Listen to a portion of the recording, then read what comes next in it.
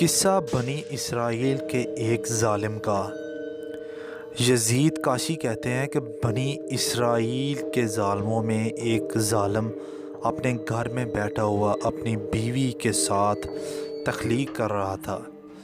اتنے میں دیکھا کہ گھر میں ایک اجنبی آدمی دروازے سے چلا آ رہا ہے۔ یہ شخص نہایت غصہ میں اس کی طرف لپکا۔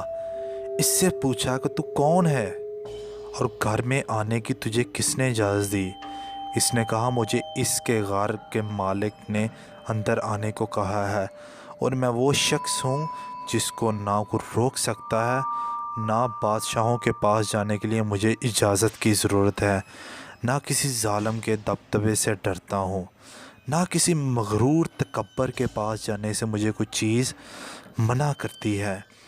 اس کی یہ گفتگو سن کر وہ ظالم خوفزدہ ہو گیا، بدن میں کپ کبھی آ گئی اور اوندھے منہ گر گیا۔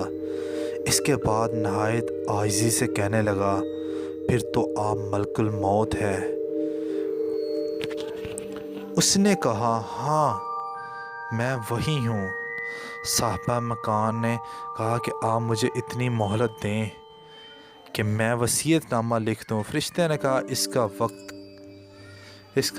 وقت دور چلا گیا ہے، افسوس کہ تیری مدت ختم ہو چکی ہے، سانس پوری ہو گئی ہے اور تیرا وقت ختم ہو گیا ہے، اب تیرے لیے ذرا سی تخیر بھی گنجائش نہیں ہے۔ صاحب مکان نے پوچھا کہ آپ مجھے کہاں لے جا سکیں گے؟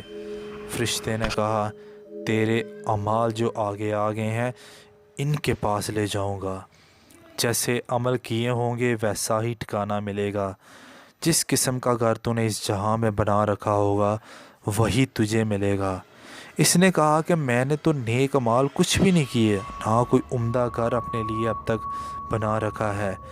فرشتے نے کہا، یہ سورہ معارج کی آیت کی طرف اشارہ ہے جس کا ترجمہ ہے، بے شک وہ آگ ایسی تکتی ہے جو خال تک کھینچ لے گی، اور اس شخص کو جس نے دنیا میں حق سے منہ پھیرا اور بے رخی کی، وہ آگ خود ہی بلا لے گی، اپنی طرف کھینچ لے گی۔ اس کے بعد اس فرشتے نے اس کی جان نکالی۔ گھر میں کہلم مچ گیا، ہر طرف آوازیں رونے کی آ رہی، کوئی رو رہا ہے، کوئی چلا رہا ہے۔ یزید رکاشی کہتے ہیں کہ اگر لوگوں کو یہ معلوم ہو جائے کہ مردہ پر اس وقت کیا گزر رہی ہے تو اس کے مرنے سے زیادہ آپ بقا اس حالت پر ہونے لگے جو اس پر گزر رہی ہے۔